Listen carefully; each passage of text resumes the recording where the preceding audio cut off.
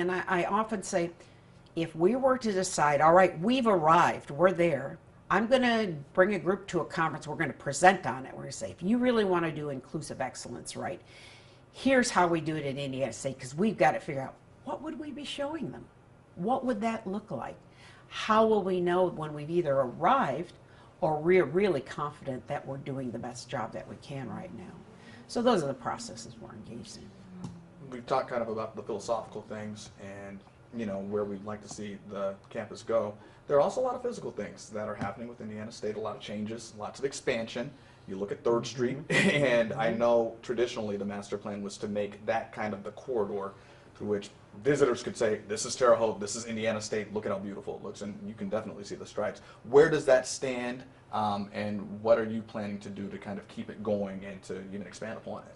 Absolutely. I was with a group of colleagues in higher ed a couple of weeks ago, and we were talking about what it looks like to be in a college town, particularly when there's a good size institution like Indiana State in it.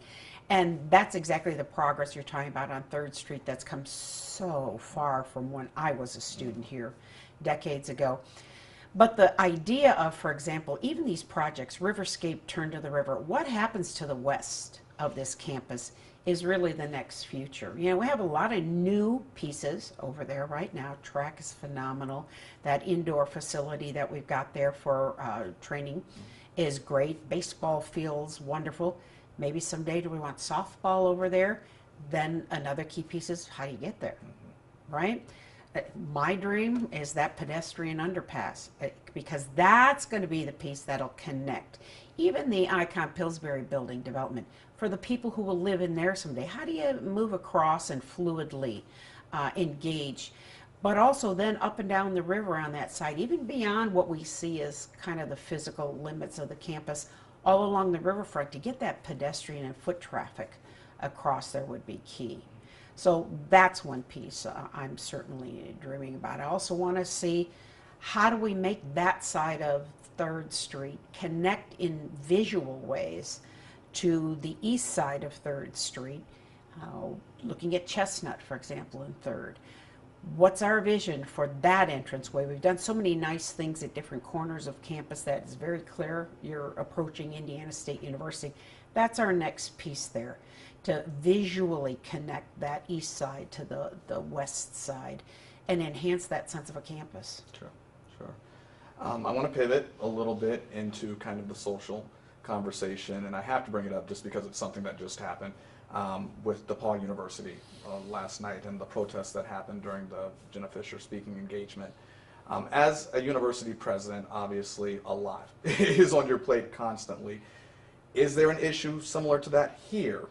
Have you heard from students talking about any sort of injustice or social unrest in this area? And if so, you know, what are the steps to combat it? But just from your time here, what do you gauge as the climate?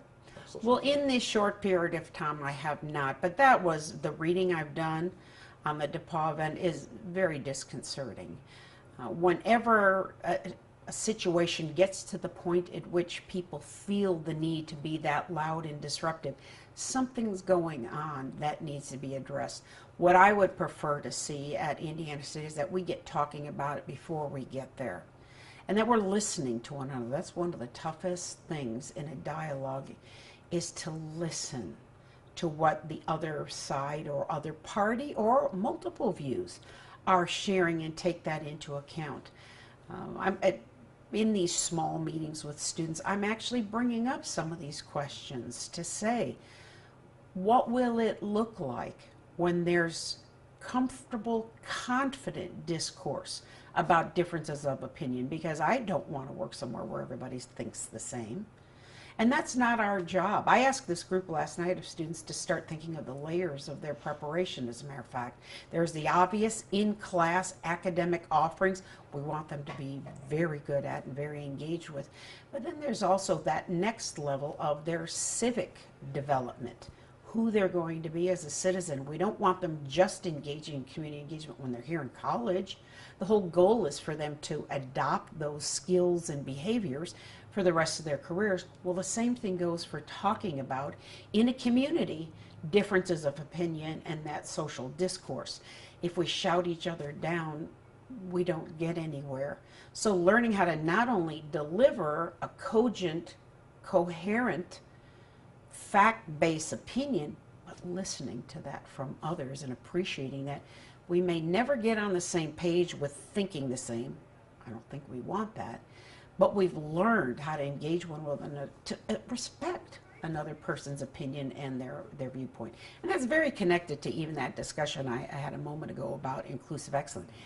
That's a facet of inclusive excellence, where all voices are heard, and I can appreciate and accept your voice and what you're saying. And it also boils down to communication too. That you also Very, very true. Yeah. So, wrapping up, and this has been a very enjoyable conversation. I hope, and just so that you know, obviously we're not going to be able to air the entire thing on air, but I hope to be able to stream this and put this on the website, the entire interview, so that people can really get a good perspective. But just you personally, and I know the type of person you are, you don't like to make it all about yourself, but it's kind of a big deal. First female president of Indiana State University. When people say that, what do you think? My first response is, good heavens, it's 2018. So are we still there? But I guess when you're the first anything, you're the first. So that's important. I think the part I'm grateful about for that is I don't feel like I broke any glass ceiling. I just took all the steps to prepare myself for this position, and I'm very grateful I had the opportunity. But that image for young women to be able to say, yes, I could aspire to be a president, and that's an avenue that's available to me. I see evidence of that. Have you heard from any of the students, the female students, and just kind of their response to that? Many, many, many. And I'm grateful for that opportunity. It actually has taken me a little aback because it's a 32-year career here. It's not like it's an overnight thing, but that's a variable that's significant and to many people. And I'm grateful for young women to continue to think, yes, I can do that. This piece is going to be used kind of as, and I know that you've been in this position, you're officially inaugurated last week, but you've been officially in this position for quite some time. What do you want to know? We're using this as an introduction piece. What do you want those people who have not gotten a chance to sit down and talk with you or haven't met you on the street, what do you want them to know about you and about your plans for Indiana State? I think an important piece, and I mentioned this in my remarks on Friday at the inauguration, was I was compelled to apply for this, and I really had to think very carefully in myself about what was compelling me, because I hadn't anticipated pursuing a presidency.